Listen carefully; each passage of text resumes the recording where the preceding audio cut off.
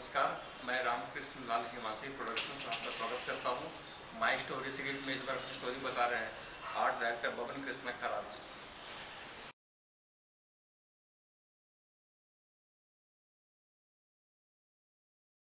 नमस्कार, मैं Baban Kharat art director. मैं आर्ट डायरेक्टर एसोसिएशन का मेंबर हूँ और एडवाइज़र कमेटी में मेंबर हूँ। मैं बीड़ जिला गांव डोंगरकिंडी का रहने वाला हूँ। मेरे माता पिता पहले गांव में रहते थे, लेकिन गांव में गरीबी होने के नाते काम धंधा न होने की वजह से माता पिता हमारे बॉम्बे में आए, शिफ्ट हो गए। यहाँ पिताजी आर्य दूध डेयरी में नौकरी कर रहे थे और मम्मी हमारी आर्य नर्सरी गार्डनिंग लाइन में नौकरी करती थी। हमारा बचपन आर्य कॉलोनी में ही गया। आर्य कॉलोनी के म्यूनसिपैलिटी स्कूल में हमारी पढ़ाई हुई। हमारे फैमिली में 3 बहन 2 भाई थे।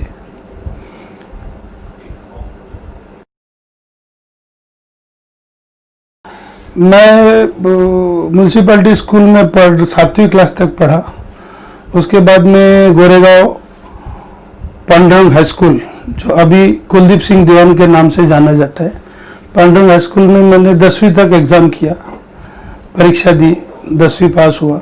उसके बाद घर की परिस्थिति ठीक न होने के कारण आगे की पढ़ाई नहीं हो पाई और हम लोग आर्य कॉलोनी में रहने की वजह से हमारे घर के बाजू में ही फिल्म सिटी फिल्म स्टूडियो था।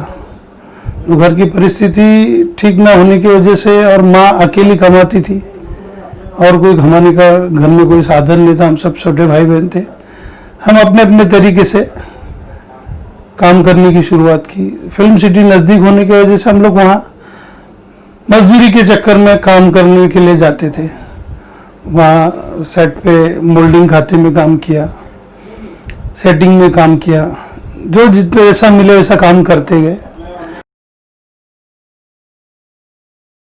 सन 86 में मेरे एक दोस्त किशोर मुलिक थे जो प्राणलाल मेहता प्रोडक्शन में काम करते थे। तो उन्होंने मेरे को बोला कि दर बदर भटकने से अच्छा है तू एक जगह कहीं काम कर ले। तो मेरी आर्ट डायरेक्टर लीलाधर सावंत से मुलाकात कराई। आर्ट डायरेक्टर लीलाधर सावंत के पास मैं गया, उनसे मिला। तो उन्होंने बोला क्या करते हो? बोला दादा मैं मजदूरी करता हूँ, सेटिंग में इधर उधर काम करता हूँ। तो बोला काम कर, तू मेरे साथ रहे। तो मैं बोला मेरे को इतनी कोई पढ़ाई लिखाई नहीं है और ना मुझे काम की जानकारी है। तो बोला बेटा तेरी पढ़ाई लिखाई होने जगह में अगर मेहनत और लगन है तो मैं बाकी की चीज़ें सिखाऊंगा और मैं करूँगा। तो मैं लीलाधर सावंत जी ने मुझे काम पे रखा और मैं उनके साथ काम करने लग गया। काम करते करते शुरू में मैंने कुछ 6 महीने तक हेल्पर का काम किया। हेल्पर का काम करते करते मैं आगे बढ़ा। दादा के साथ काम करते दादा को लगा कि ये कुछ कर सकता है, तो दादा ने मेरे को फिर सेट पे हाजिरी लिखने का काम दे दिया। तो सेट पे हाजिरी लिखने का काम कुछ मैं 6-7 महीने तक हाजिरी लिखने का काम किया। तो हाजिरी लिखते लिखते दादा को मेरे ऊपर भरोसा हो गया, कॉन्फिडेंस हो गया कि यार ये कुछ कर सकता है बंदा। इन बिटवीन सावंत दादा मिर्जा ब्रदर्स की एक फिल्म कर रहे थे, यारा दिलदारा।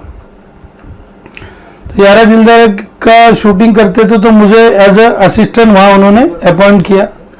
एक शेड्यूल हुआ, नेक्स्ट शेड्यूल आया, गाने का सेट लगाने का था। गाने का टाइटल था तुम ही हमारी मंजिल माय लव।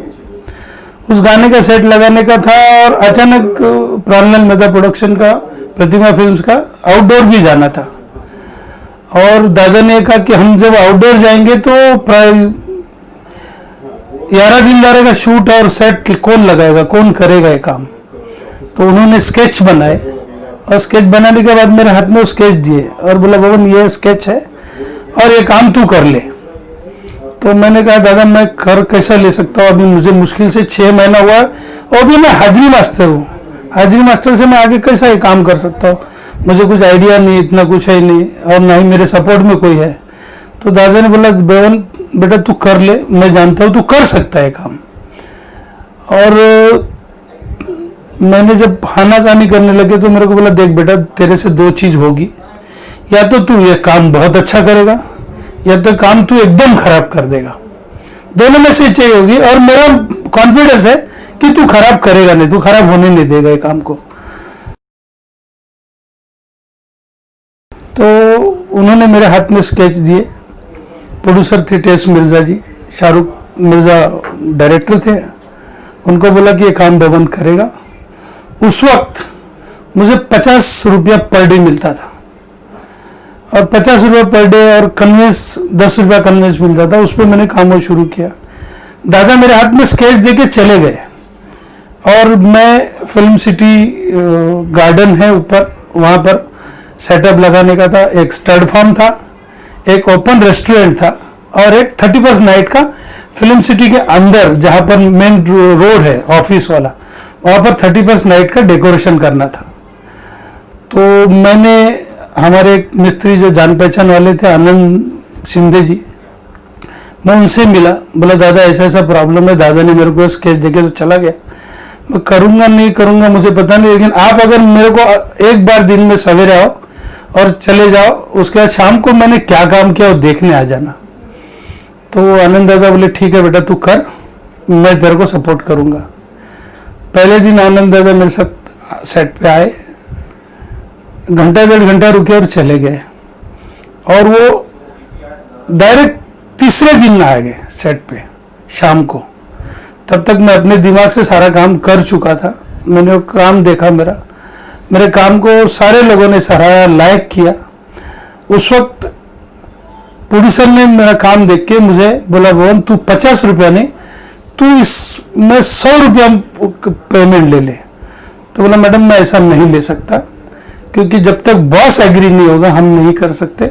अगर गलती से मैं 100 रुपया पेमेंट ले लूँ अगर, और हो सके कि दादा आके बोले कि यार मेरे पीछे तूने मनमानी किया, थोड़ा सा तेरे को क्या काम बता के गया तो अपनी मनमानी किया और दोबारा वो मुझे काम पे रखेंगे नहीं रखेंगे इसका कोई गारंटी नहीं। बोला अगर मुझे निकाल देंगे तो मैं जाऊँगा, मैं तो अभी तो शुरू भी नहीं किया और मेरी शुरुआत में ही सफ़र ख़त्म हो जाएगा।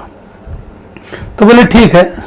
मैंने बोला आप एक काम कीजिए, वर्कर का सबका पेमेंट दे दीजिए, मेरा आप रोक लीजिए, दादा आएंगे फिर दादा से आप बात करेंगे, अगर दादा बोलेगा ले लो तो मैं ले लूँगा, मैं ऐसा पैसा नहीं ले सकता। तो मैंने वो यारा दिलदारा का वो 3 गाने का कट लगाया जिसमें गाने के बोल थे तुम ही हमारी मंजिल माइलो, जो आज भी लोग देखते तो उसको सराहते हैं कि काम अच्छा हुआ है करके। तो उस तरह मैं अपनी सफ़र शुरू किया। दादा आने के बाद दादा ने भी देखा, प्रोड्यूसर ने बोला कि सावंत हम बबन को 100 रुपया देना चाहते, ले नहीं रहा है, वो ये काम देख लो। तो जब दादा को उन्होंने दिखाया, दादा को तारीफ की, तब दादा बोला ठीक है आप देना चाहते दे दो। वहाँ से हमारा पेमेंट बढ़ गया, 100 रुपया मिलेगा। तो 100 रुपया पेमेंट मिलने से हमको भी थोड़ा सा कॉन्फिडेंस बढ़ गया और दादा ने जो हमको ऊपर विश्वास किया था वहाँ कहीं ना कहीं हम खरे उतरे, हमारे को लोगों ने सराहना की। धीरे धीरे कॉन्फिडेंस बढ़ता गया, बढ़ते बढ़ते बढ़ते बढ़ते हम बहुत सारी दादा के साथ में फिल्में के असिस्टेंट में की। उसके बाद एक मकाम आया, दादा को बड़ी पिक्चर मिली हमारी उस वक्त दीवाना, जो शाहरुख खान वाली फिल्म दीवाना मिली। तो दीवाना में एज ए असिस्टेंट मैं काम कर रहा था। तो काम करते करते दीवाना में काफ़ी काम किए। इन बिटवीन शेड्यूल हमारा मड में चल रहा था, पूना वाला बंगलो में। और पूना वाला बंगलो में अचानक दादा को क्या लगा कि उस वक्त अमित मिश्रा करके एक असिस्टेंट वहाँ ऐड हो गया। और अमित मिश्रा ऐड होने के बाद में दादा ने उसका भी पर डे उधर लगाया था। तो उसका पर डे लगाने के टाइम पे दादा ने बोला वो एक काम कर, इसमें अभी तू अपना पर डे भी बढ़ा के ले ले। तब जाके वहाँ से मेरा 100 रुपये का 300 रुपये पेमेंट हुआ। तो दीवाना मैंने 300 रुपये पेमेंट में काम की। दीवाना का पहला सेट हम लोग ने आरके स्टूडियो में लगाया था, जो पूरा set white and white set था, जिसमें ऋषि कपूर जी और दिव्या भारती उस गाने में थे। तो ऐसे करते करते इंडस्ट्री में आगे बढ़ने की, और जब भी हम लोग काम करते थे हमारे बॉस हमेशा हमारे ऊपर काम का बोझा डाल देता था, छोड़ देता था, बोले करो तुम लोग। और हम लोग करते थे और सवेरे आके देखता था तो वो खुश हो जाता था। प्रोडक्शन हाउस में भी इतना ये था कि प्रोडक्शन हाउस वाले बोलते थे सावंत यार तू नहीं आएगा तो भी चलेगा, तेरे बंदे लोग अच्छा काम करते हैं, तू नहीं आएगा तो चलेगा, तू आएगा तेरे को कन्विंस ही हम दे देंगे, बट तू नहीं आया तो चलेगा। क्योंकि इतना लोगों ने विश्वास किया, दादा ने हमारे ऊपर भरोसा डाला और भरोसा डालने की वजह से हम काम सीखे। उस वक्त हमको ये था काम सीखने का पैशन था, हमको कोई पेमेंट की और उसकी चीज की कोई लालच नहीं थी, हमको आगे बढ़ना था और हमको सीखना था। और उसमें हम लोग धीरे धीरे बॉस जो कॉन्फिडेंस हमको देता था वो हम आगे आगे बढ़ते गए और ये करते करते आज हम आर्ट डायरेक्शन सीख गए, करने लग गए। दादा ने जो हमको सिखाया बहुत, मतलब मैं ये बड़ी बात तो नहीं करता, हमने तो कोई डिप्लोमा डिग्री जो नहीं किया है, लेकिन उन्होंने इतना हमारे अंदर टैलेंट भर दिया कि आज हम कहीं भी किसी को भी पीठ दिखा नहीं सकते, ना नहीं बोल सकते हैं। मेरा लाइफ का एक बड़ा ये रहा है कि इंडस्ट्री में जो ना बोलेगा वो खत्म हो गया। तो हमने अपने दिमागी तौर पे दिमाग में डाल दिया था कि हमारी हिस्ट्री, हमारे डिक्शनरी में एक ना शब्द नहीं है। जो भी आओ, जैसा भी काम हो, हम ना कभी बोलेंगे ना बोलेंगे। हम लोगों को भी बोलते हैं, आज जो भी नए लड़के आते हैं कि इंडस्ट्री में काम करना है तो कोई भी काम का चैलेंज स्वीकारो। आप चैलेंज स्वीकारोगे जरूर वो सक्सेस होगा। हो सकता है आप अकेले नहीं कर पाओगे, कोई सीनियर मेंबर होंगे, कोई लोगों को तजुर्बा होगा, उनसे आपको सीखना पड़ेगा, लेना पड़ेगा। लेकिन आप ना मत बोलो, किसी चीज को ना बोलोगे आपका इंडस्ट्री में कोई काम नहीं। जिसका ना बोलना है, आपको ना बोलना है तो इंडस्ट्री में आना ही नहीं चाहिए। अगर इंडस्ट्री में आए मत तो किसी को ना मत बोलिए, काम करते रहिए, आगे बढ़ते रहिए, ऊपर वाला आपको 100% सक्सेस देगा।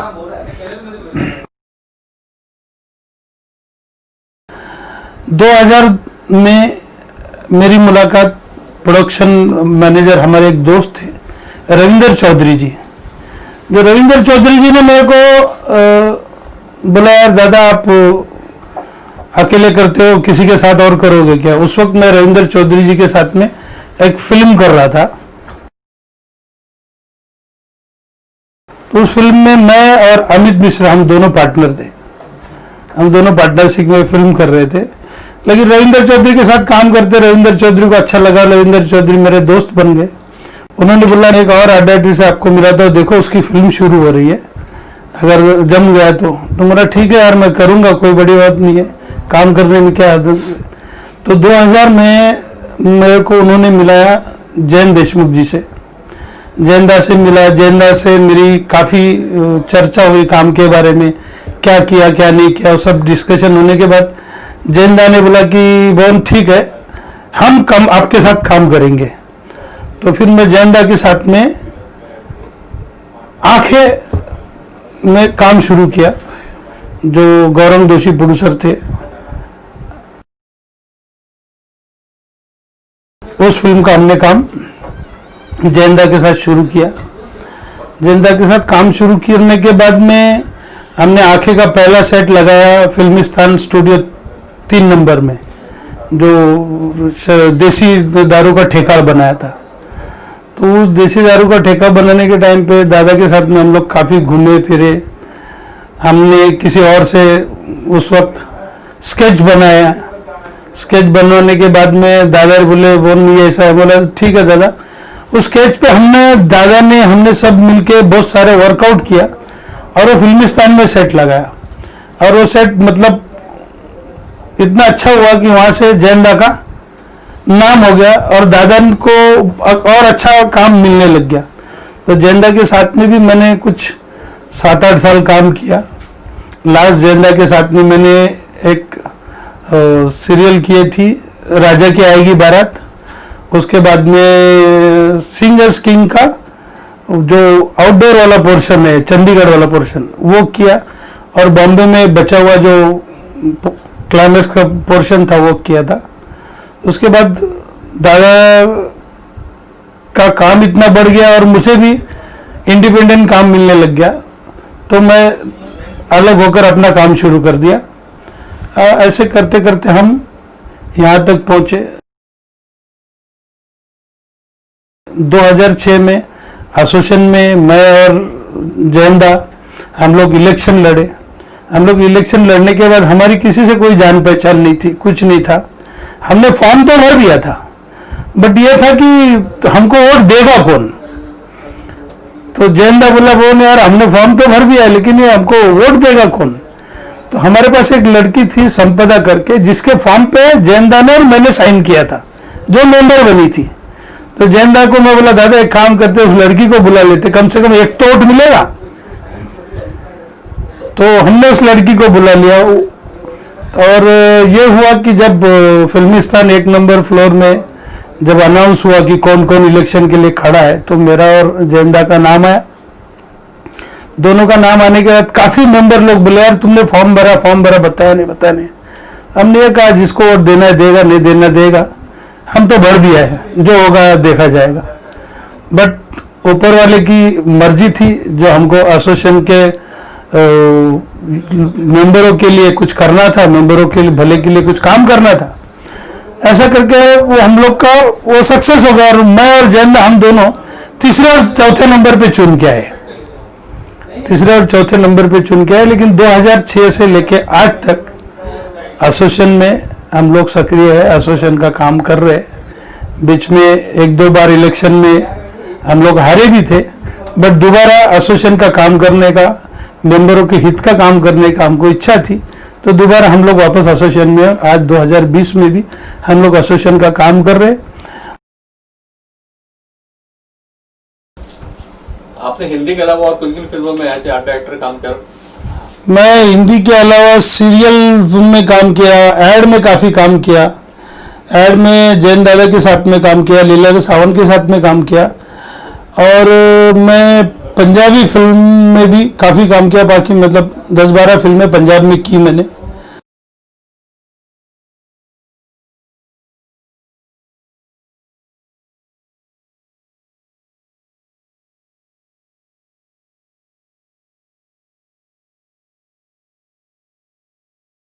और सारी बड़ी फिल्में की।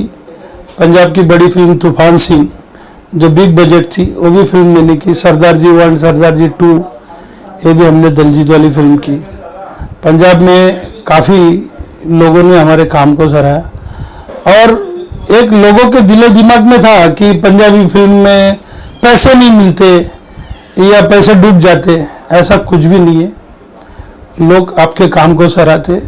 और लोगों की एक जो कहावत है कि पंजाबी फिल्में मिलती नहीं, पंजाबी लोग पैसे देते, ऐसा कुछ भी नहीं। पंजाब में बहुत अच्छे लोग हैं, बहुत अच्छे प्रोडक्शन हाउस है जो पैसे देते और अच्छा पैसा देते। और जहाँ तक मैंने आज तक जितने भी काम किए, मुझे पैकअप के बाद तुरंत पैसा मिल गया। और नहीं भी अगर उस वक्त मिला है तो लोगों ने बॉम्बे आते ही अपने अकाउंट में अकाउंट नंबर लेके, तुम्हारा बैंक का डिटेल लेके तुम्हारे खाते में पैसा ट्रांसफ़र किया है। तो मुझे ऐसा कहना है कि पंजाबी फिल्म के लोग वैसे नहीं है, और पंजाबी फिल्में बहुत अच्छे तौर पर बनती है और बहुत अच्छे लोग हैं वहाँ पर।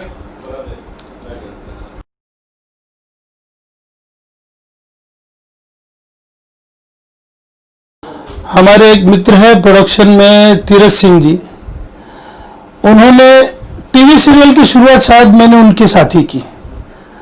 उनके साथ में मैंने 2-4 टीवी सीरियल में काम किया। मैं पार्थो घोष की एक सीरियल कर रहा था जो सोनी टीवी पे आती थी, चमत्कार सीरियल। उस वक्त तीरथ जी साकिनाका में एक स्टूडियो संभालते थे, ट्रिपल ए स्टूडियो, और वहाँ पे ट्रिपल ए में मैं अपना सीरियल का, चमत्कार सीरियल का एक सेटअप लगा रहा था। तो तीरथ जी ने मेरे को देखा, तो मेरी शूटिंग 2 की शिफ्ट थी और मैं कुछ 10 बजे सेट पे गया डेकोरेशन करने। तो वहाँ जाके मैंने जब तीरथ जी से मिला, बोला हमारा 2 का शिफ्ट है। बोले दादा 2 का शिफ्ट में आप अभी आ रहे हो, सेटअप का भी करोगे? बोला सर कुछ बात नहीं, मैं सेटअप कर लूँगा, ऐसा कोई नहीं। बोले दादा जो भी आता है यहाँ पर तो 1-1 दिन लेता है सेटअप के लिए, और आप 2 घंटे में सेटअप कर दोगे? बोला सर हो जाएगा, उसका कोई टेंशन नहीं, 2 का शिफ्ट है, मैं कर लूँगा। तो तीरथ जी ने, मैं सेटअप करके जब मेरा सेटअप ख़त्म हुआ, मैं बाहर गैलरी में आके खड़ा था, तो मेरे को आके बोले, अरे दादा हो गया काम? बोला हाँ सर काम हो गया। तो अंदर आके सेटअप देखा, सेटअप देखने के बाद उनको बहुत अच्छा लगा, सेटअप हो गया। तो मुझे ऑफिस में बुलाया, ऑफिस में बुला के बैठाए, चाय पिलाए। बोले दादा और क्या क्या करते हो? बोले सर मैं फिल्म भी कर रहा हूँ और दादा का चमत्कार सीरियल कर रहा हूँ। उस वक्त सीरियल का इतना बड़ा कोई तामझाम नहीं था, सोनी टीवी थी और दूरदर्शन था, और हमारे चमत्कार सीरियल सोनी टीवी पे बहुत अच्छा चल रहा था। तो तीरथ जी ने मुझे ऑफर दिया, आप मेरे साथ काम करोगे क्या? बोला सर करूँगा, अगर काम मिलेगा तो क्यों नहीं करूँगा। तो बोला मेरा ऐसा एक सीरियल है तो आपको करना है। बोला ठीक है। मुझे पूछा गया कि आप क्या पेमेंट लोगे? तो बोला सर एक काम करिए, आप काम देख लीजिए और जो आपको लगा अच्छा तो आप दे दीजिए। बोला ठीक है दादा, हम काम साथ में करेंगे।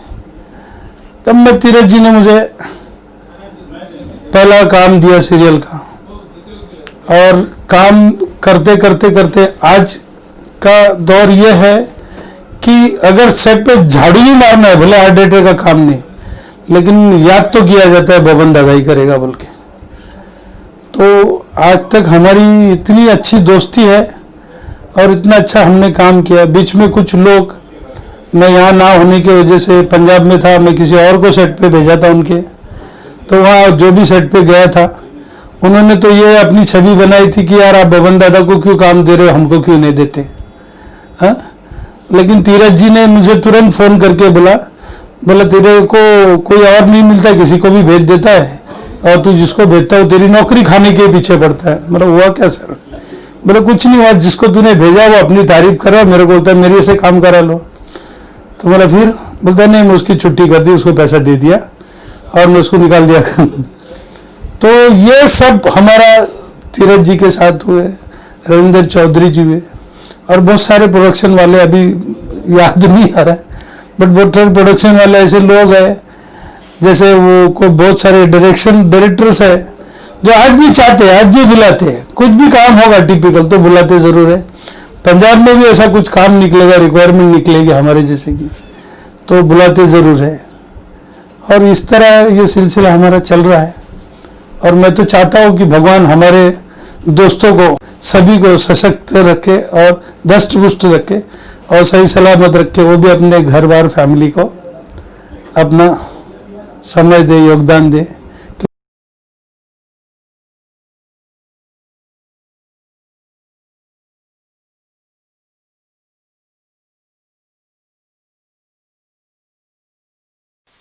आर्ट डायरेक्टर का जो लाइफ होता है, उनका जो वर्किंग स्टाइल होता है, उसके बारे में बताइए। सर आर्ट डायरेक्टर का लाइफ और वर्किंग स्टाइल तो बहुत हार्ड है। आर्ट डायरेक्टर का लाइफ शुरू होता है बॉटम लेवल से, क्योंकि सेट पे सबसे पहले काम शुरुआत करता है वो आर्ट डायरेक्टर होता है, और सेट ख़त्म होने के बाद सेट का जो डिसमेंटल होता है उस वक्त भी आर्ट डायरेक्टर के टीम की ज़रूरत होती है। आर्ट डायरेक्शन लाइफ इतनी हार्ड है। आजकल क्या हो गया, आजकल सारे लड़के लोग जो बाहर से डिप्लोमा डिग्री करके आते हैं उनके लिए इजी हो गया, क्योंकि उनके पास प्रैक्टिकल बहुत कम है। हम लोग जिस तरह का काम किए इस इंडस्ट्री में, हम लोग हेल्पर से यहाँ तक पहुँचे, और उसमें काफ़ी लोगों को दिक्कतों का भी सामना करना पड़ रहा है। काम के सिलसिले में भी बहुत सारे टेंशन होते हैं। आर्ट डायरेक्शन की लाइफ इतनी आसान लाइफ नहीं है जो लोग सोचते हैं, क्योंकि इंडस्ट्री में जब तक आपका काम चलता है, जब तक आप काम कर रहे हो, तब तक आपके सब कुछ ठीक है।